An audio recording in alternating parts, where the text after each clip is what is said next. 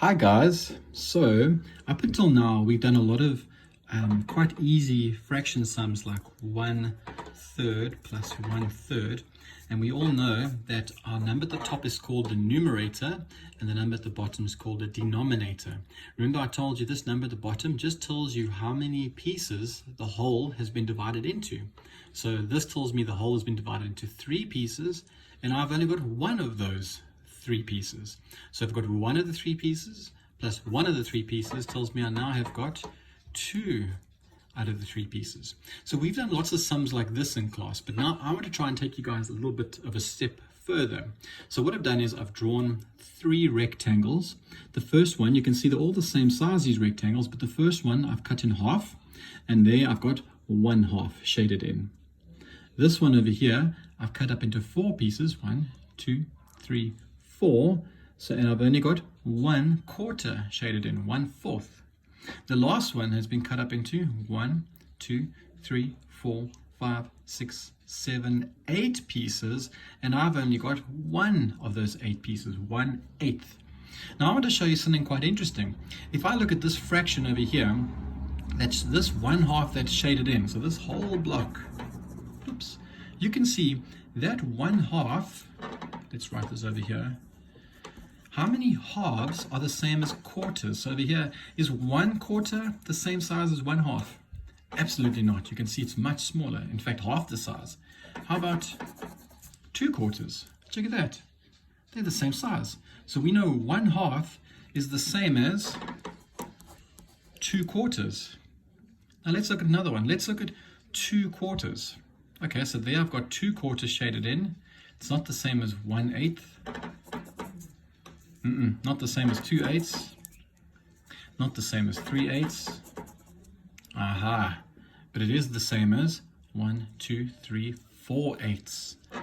So 2/4 is the same as 4/8. And if we look here, the 4/8 is the same size as the 1/2. So these are all the same.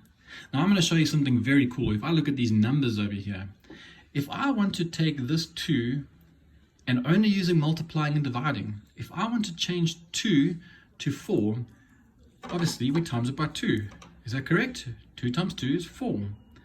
Now if I do the same thing to the top number, if I times it by 2 at the top, 1 times 2 is 2.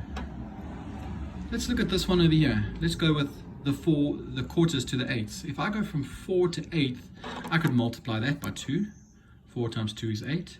And I do the same to the top, times that one by 2. And let's see if it's the same. 2 times 2 is 4. Let's go from halves to 8. What do I times 2 by to get to 8? It's not going to work so easily, hey? You could times it by 3. That would get you to 6. What if we times it by 4?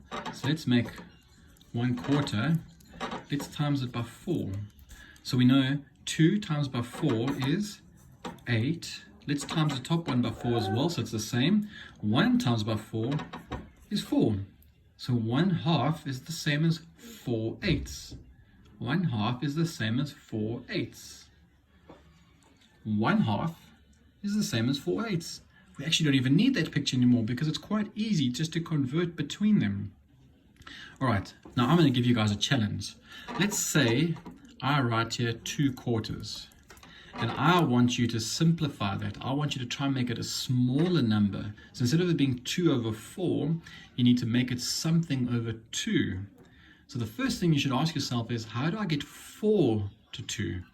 Well, simply divide by 2. And the golden rule with fractions is whatever you do to the bottom number, you do to the top number, and vice versa.